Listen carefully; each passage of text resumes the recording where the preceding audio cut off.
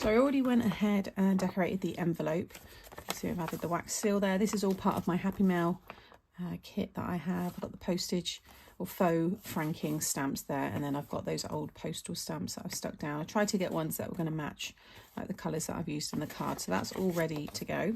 Now I've already gone ahead and stamped and cut out the beautiful, very cute little snowman here, so I'm going to drop in just a high speed little clip of me colouring him in.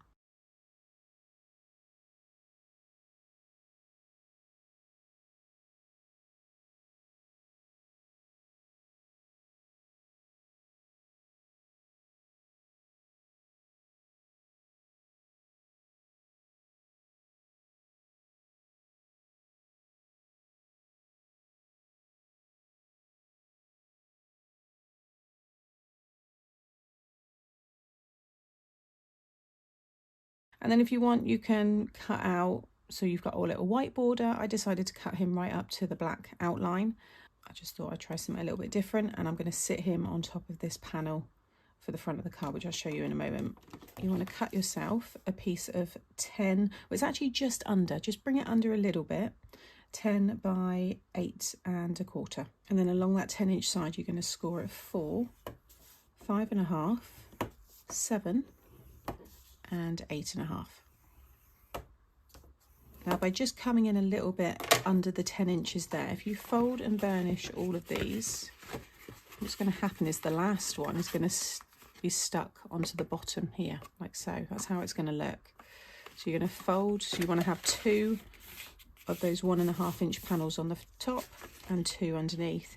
This one we're going to add our glue to and stick down, but by taking a little bit off, it means that you'll be able to line that completely flat.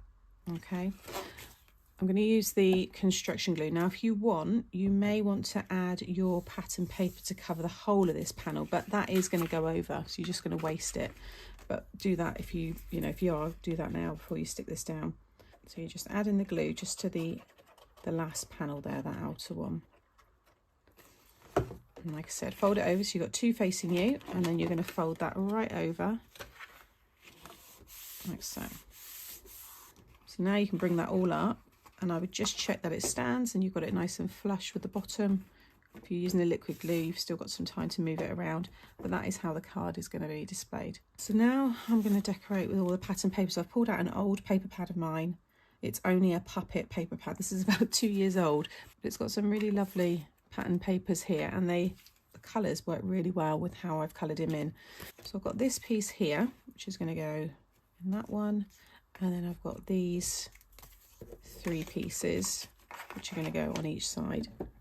So for this one, if you want to do a mat and a layer, you're going to want a piece of 2 1/4 by 8, and then 2 by 7 3/4. And then you'll want 3 pieces of 1 1/4 by 8, and then 1 by 7 3/4. So I'm going to get those 3 stuck down there and stick that one down there.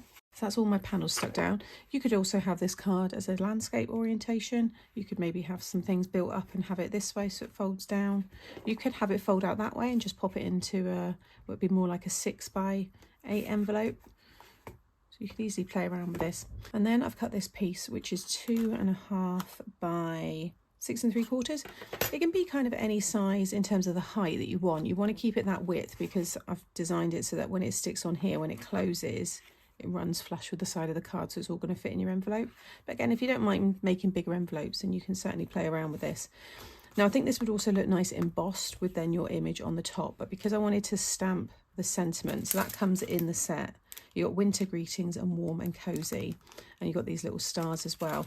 But I just thought it looked really nice having that stamped directly onto it. So I popped some foam onto the back of him. I'm just going to stick that down. And because my foam's quite thick, you get a really nice drop shadow behind. So he does really pop, even though that's a dark cardstock. And then I'm going to stick this one right up to the side here. Now you could have it right up in the corner. You could have it down in this corner, maybe have some other bits up there. It's entirely up to you. So I'm going to run my glue within about 3/4 of an inch of this left side. And that way I know it's not going to come out onto this area. Now fold it down flat and then sit this up to the fold on the left, so this one here, and then I'm just looking at the top and the bottom there. And then once you're happy it's all secure, just bring it back the other way just to make sure it's, you know, definitely stuck down. There is the finished card. I think it's very cute. What I'm now going to do is add some little stars. I've got these tiny little gold stars, again, just from my stash.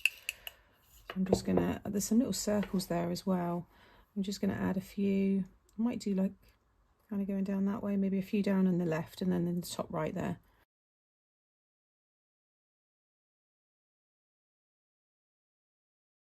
Okay, so just let them dry, and then of course I have to add some glaze.